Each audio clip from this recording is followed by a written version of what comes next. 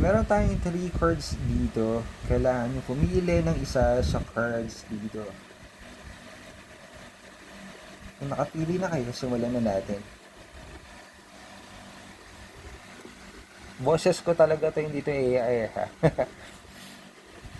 First card. This is a key card. This is a very positive card. Sinasabi ng card na ito na meron kang bagong opportunity na magbubukas para sa'yo.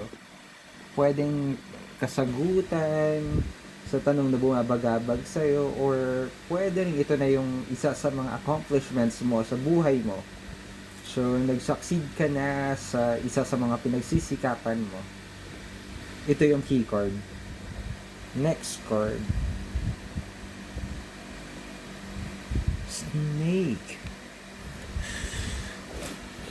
Woo! Snake. This is somewhat a negative card. Negative siya.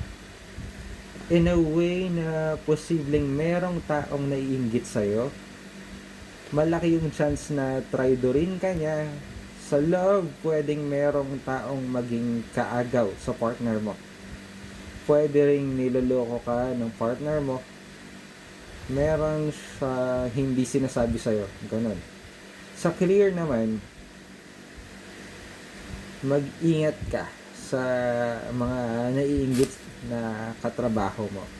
Pwedeng merong manipulative agenda sila sa'yo.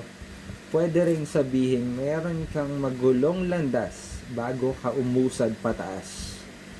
Ayun. Ang positive naman sa card na to is meron siyang healing energy. Ayun. Di ba yung sa snake, meron silang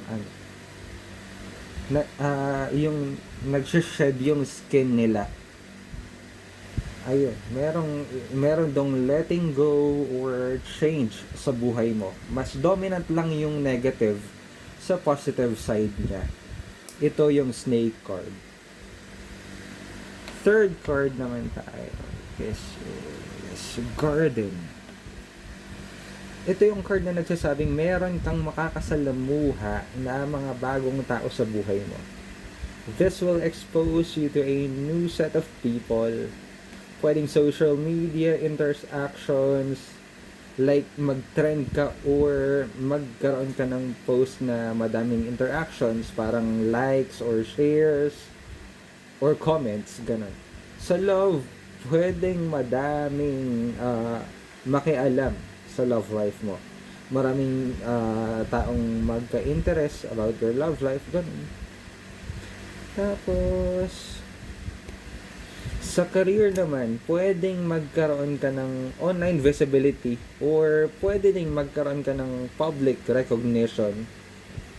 Ito yung garden card.